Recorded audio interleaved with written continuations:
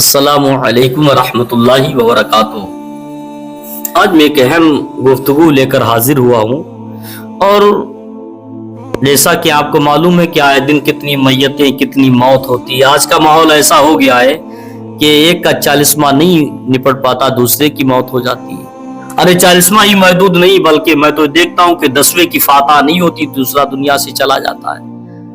اور یہ جانا انسان کا ہمارے تمہارے لیے بہت بڑی عبرت ہے اور بہت بڑا سبق ہے، اسے سیکھنا چاہیے۔ آج جو انسان ہمیں چھوڑ کر جاتا ہے تو اس کو معمولی جانا نہ سمجھو یہ چلا گیا کوئی بات نہیں، اس سے سبق یہ حاصل کرو، آج یہ چلا گیا تو کل ہمیں بھی جانا ہے، سب کو جانا ہے۔ لیکن ہم لوگ اس بات کو نہیں سوچتے آج یہ چلا گیا تو ہمیں بھی جانا ہے۔ مرنے والا ہر زندہ آدمی کو ایک سبق دے کر جاتا ہے کہ دیکھ جیسا آج میں جا رہا ہوں کل تجھے بھی ایسا جانا۔ دنیا سوچ سمجھ کے چلنا، یہ دنیا صرف دھوکہ کے سوا دنیا میں کوئی چیز نہیں ہے۔ یہ دنیا سے وفاداری کی امید مت کرنا، یہ دنیا اتنی بے وفا ہے، اس سے دھوکہ کے علاوہ کوئی چارہ نہیں، کوئی چیز وفاداری نہیں مل سکتی۔ لیکن پھر بھی ہم دنیا پر اعتماد کیے ہوئے بیٹھے ہیں۔ جب انسان مرتا ہے نا، مرنے کی سختی تو آپ جانتے ہیں، اللہ کے نبی صلی اللہ تعالی علیہ وسلم کا فرمان علی شان ہے، جب انسان کی روح نکالی جاتی اتنی سختی کے ساتھ، اتنی تکلیف ہوتی ہے، بدن کو اتنی تکلیف ہوتی کہ جیسے ریشم والا دوپٹہ خاردار درخت پر، کہہ لیجیے بیری کے درخت پر ڈال کر اس کو کھینچا جائے تو ریشم کا ریزہ ایک ایک تار علیحدہ علیحدہ ہو جاتا، ایسے انسان کا بدن علیحدہ علیحدہ ٹوٹ جاتا ہے جب اس کے بدن سے روح نکالی جاتی ہے۔ آج سارے لوگ جانتے ہیں کہ مرنے والے کی تکلیفوں کو دیکھتے ہیں، کچھ لوگ تو ایسی تکلیف میں مبتلا ہوتے ہیں کہ جو دیکھنے جاتا اس سے دیکھا نہیں جاتا، وہ کہتا ہے یا اللہ بس اس کو اٹھا لے۔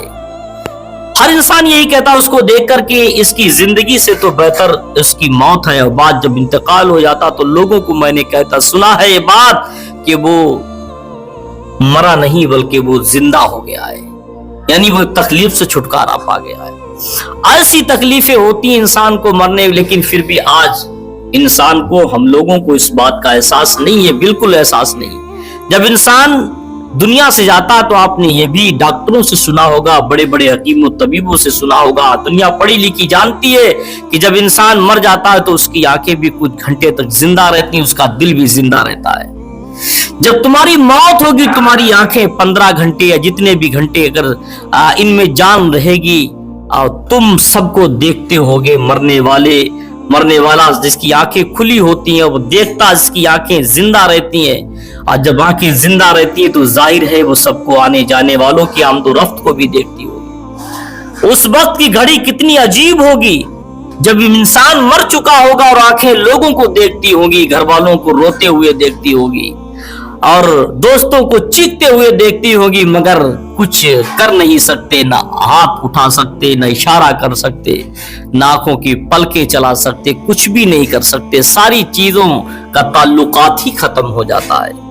5 روایتوں میں آیا ہے کہ انسان کا دل بھی زندہ رہتا ہے، اس کی آنکھیں بھی زندہ رہتی ہیں کچھ دن، کچھ گھنٹے تک۔